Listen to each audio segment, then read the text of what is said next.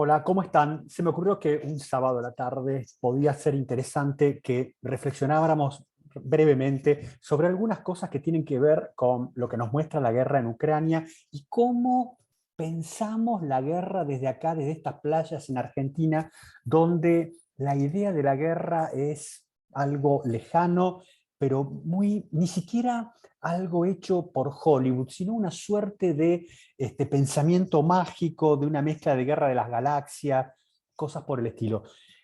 Hay a ver, muchos de ustedes, inclusive, que les habrán dicho, qué raro las imágenes que estábamos viendo en Ucrania. Esto mismo lo escuché cuando Estados Unidos ingresó a Afganistán o básicamente a Irak en el 2003. Qué raro, que yo pensé que la guerra no era más así con tropas, sino todo es con botones y cosas extrañas, computadoras, y vemos imágenes que son muy distintas. Bueno, mi idea es explicar un poco esto, esa imagen que tenemos, porque la imagen que tenemos de la guerra acá es esto que muestra acá el slide, ¿no? Un misil o un misil de larguísimo alcance, largado de un sistema MLRS o cualquier otro, o puede ser un barco que va contra un blanco lejano, y que es cierto, eso existe. Y esta guerra y otras guerras en Irak o lo que sucede a veces en los ataques que recibe terroristas Israel por Hamas desde Gaza, son frecuentes de ser visto y vemos otros sistemas de armas para interceptar esos misiles, pero eso es parte de una guerra y parte de una forma de hacer la guerra en una situación particular. La otra cosa pero no significa que eso sea determinante como el único factor que se utiliza en una guerra donde hay necesidad de ocupar un terreno, donde hay necesidad de controlar un espacio de forma permanente. Las armas de este tipo, como los misiles, las armas que lanzan las fuerzas aéreas o los buques sobre un territorio, tienen la ventaja de hacerlo a grandes distancias y causar efectos importantes. La gran desventaja que poseen es la imposibilidad de hacer que esos efectos, en un ambiente nuclear, salvo en un ambiente nuclear, ese es otro tema. Pero si el ambiente no es nuclear, esos efectos que logran son circunstanciales, es decir, delimitados por el tiempo en que esa munición ha caído, causó sus efectos destructivos, pero después el enemigo u oponente puede volver, restablecer posiciones o establecer posiciones en otro lugar. ¿Me comprenden lo que les quiero? Quiere decir que ese enemigo puede seguir operando en términos generales. Entonces, esa es una cuestión que a muchos, acá en Argentina, les sorprende que eso siga teniendo vigencia. Lo que habla también, ¿no es cierto?, el elevadísimo nivel de desconocimiento que se tienen de estas cosas por estas playas. El otro tema es lo que muestra también el slide, pero más abajo, es la cuestión de la ciberguerra. Si ustedes me siguen, han visto que también que una de las cosas que mencionamos en los ataques de esta guerra en Ucrania es la utilización de armas de ciberguerra, es decir, para afectar todos los sistemas de, digamos, funcionamiento administrativo, en este caso del Estado ucraniano, sus formas de ejercer el control y el comando de las distintas instituciones y aún las instituciones militares, también de afectar a las propias Fuerzas Armadas enemigas, porque no tanto a las ucranianas, pero hay países en los cuales muchos sistemas militares funcionan en base a plataformas basadas en lo que es la intranet, dedicadas a, por ejemplo, la adquisición de blancos, transmisión de inteligencia, etcétera, etcétera, y esos ciberataques tratan de afectar a esa cuestión. En esta guerra en Ucrania se pensó en un primer momento que las capacidades de ciberguerra de Rusia iban a ser muy determinantes para afectar la forma en que el gobierno en Kiev podía conducir al Estado. Y eso no ha sido relevante. Inclusive, las acciones de ciberguerra que está recibiendo Rusia en su propio territorio de parte de Occidente, debe ser, seguramente hay un combo grande de distintos países que pueden estar ejerciendo, se me ocurre que desde Estados Unidos, Francia y el Reino Unido deben estar haciendo este tipo de operaciones, tampoco han conseguido tener un impacto decisivo a la hora de las operaciones que se desarrollan en el terreno. ¿Esto quiere decir que las cuestiones de ciberguerra son poco relevantes? No, son muy importantes. Son muy importantes, pero todavía no se ha alcanzado un nivel de desarrollo de las mismas que permita obturar o operar sobre los enemigos de una forma que sea muy clara y que les impida realmente llevar adelante sus esfuerzos militares. Eso es para tener en cuenta. Y un detalle es también a considerar. Las acciones de ciberguerra son diarias, en tiempo de paz, entre Estados Unidos y Rusia, entre Estados Unidos y China, entre China y algunos sectores de otros países. Eso es permanente, no lo olviden. Eso es permanente y ocurre a las 24 horas del día todo el año, como las actividades de inteligencia en los países serios. No. Eso es algo que nosotros tendemos a olvidar. Pero hay otros detalles más que en la guerra de Ucrania se ven y la gente no lo llega a percibir, y que algo de eso estuvimos viendo cuando estuvimos nosotros mostrando estas imágenes. Déjenme ver cómo manejo. Ahí está. Fíjense que tenemos arriba a soldados ucranianos y abajo a su contraparte ruso, ambos montados, unos los de arriba, sobre un vehículo de combate de transporte de infantería, como es el caso de los ucranianos, y los rusos montados arriba de un tanque T-72. ¿Qué es lo que quiero mostrar con esto? Es la vigencia, porque son fotos que casi, si con otros uniformes y con otros medios blindados, podrían haber sido sacadas de la Segunda Guerra Mundial, de tropas de Estados Unidos moviéndose con el Tercer Ejército, con las tropas siendo transportadas en tanque. Transportar tropas arriba de un tanque de esta manera tan poco segura desde el punto de vista digamos, de la seguridad física de las personas que son transportadas, es algo que se sigue utilizando, pero al punto que yo quiero pegar es al hecho de la necesidad de contar con tropas de infantería, como son estas, que puedan combatir, que puedan ocupar, que puedan desalojar al enemigo de un determinado sector, o por lo menos pugnar o negárselo. Eso sigue siendo fundamental, sigue siendo importante en el siglo XXI y va a seguir siéndolo hacia adelante. Esas ideas de que no, que el soldado, un soldado de infantería bien entrenado es algo del pasado, del siglo XIX o hasta mediados del siglo XX, es un error garrafal. Es un error garrafal. El otro elemento que ha estado muy en cuestión en esta guerra ha sido el tanque. En este caso tenemos unos tanques rusos circulando por una ruta en Ucrania. Fíjense estos tanques, ¿no? Que es muy característico de los blindados rusos, que son básicamente también los pocos que tienen, los que utilizan los ucranianos, que la escotilla normalmente se abre hacia adelante.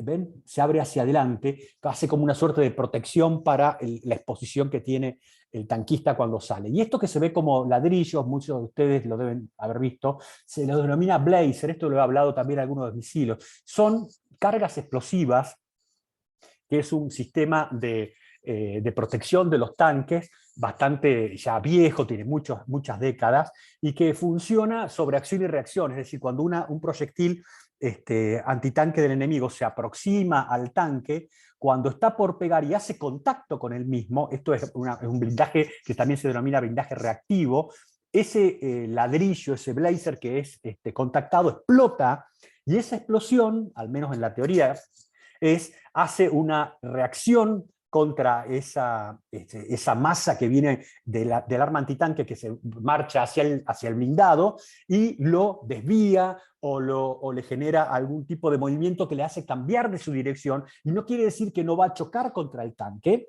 en algún caso puede ser, sino que lo va a hacer de una forma menos precisa, con menos ángulo, con un ángulo menos no correcto, como para lograr una penetración en el blindado.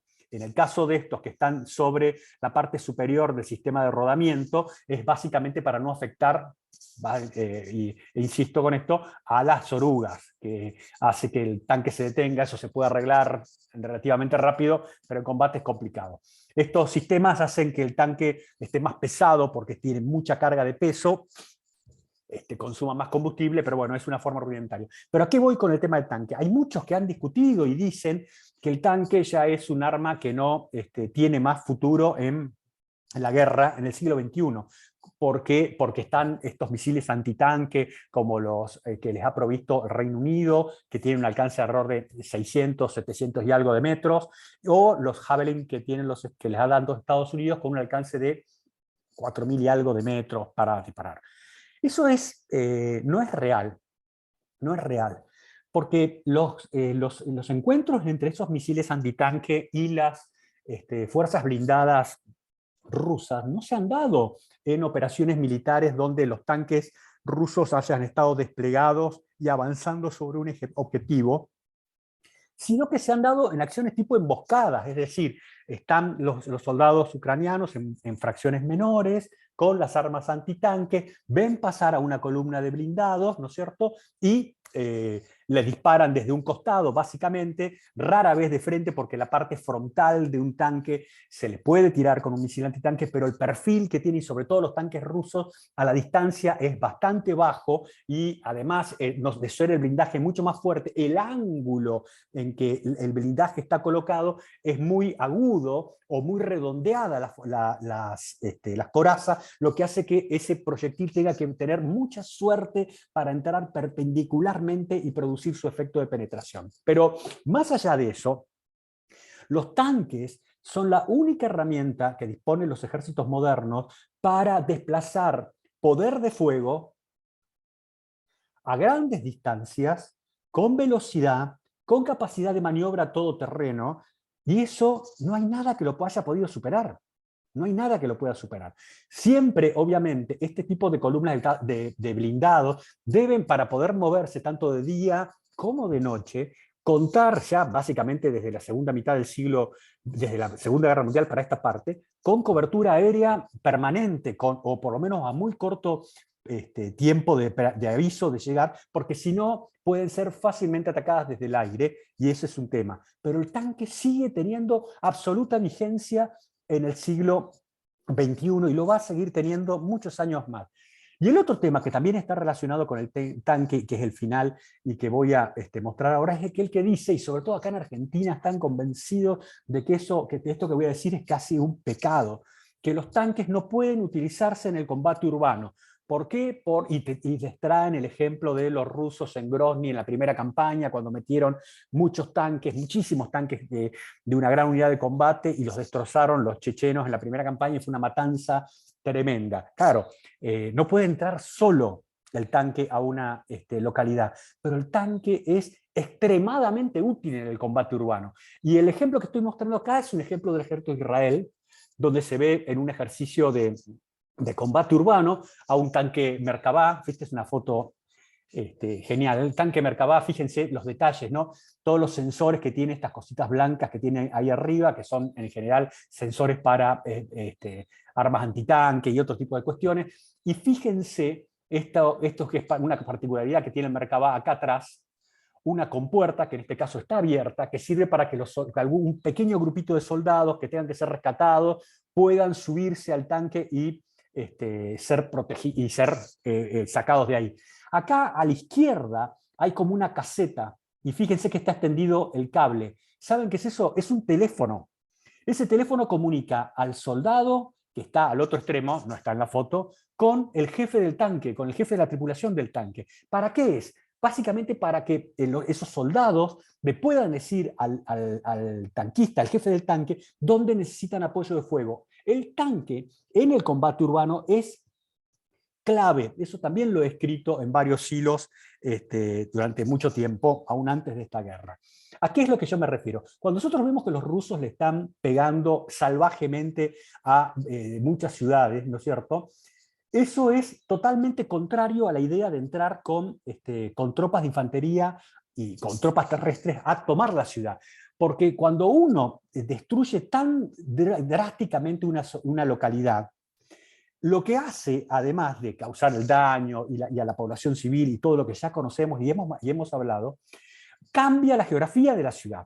Cambia, los mapas ya no sirven más porque las avenidas o calles están tapadas de toneladas de escombros, y además toda esa tonelada de escombros, esos edificios de ruido, todo eso que se ha destrozado, genera nuevos lugares donde las tropas enemigas se pueden esconder para acechar a las tropas que ingresan, etc. Entonces, para evitar una destrucción, para cuando uno quiere hacer un combate urbano y quiere tener facilidad para moverse a través de la ciudad y llegar profundamente en la misma, lo ideal es no utilizar artillería de forma masiva, sino utilizar la artillería, o en este caso el cañón de los tanques, como un apoyo puntual para ingresar a las ciudades. ¿Cómo juega esto? Los tanques deben ingresar en parejas, nunca aislados. Puede quedar siempre un tanque aislado por una rotura, por una cuestión, pero siempre tiene que estar trabajando en parejas, por lo menos. Y además, esa pareja de tanques o un tanque tiene que estar rodeado de tropas de infantería, como esta muestra de los soldados del ejército de Israel.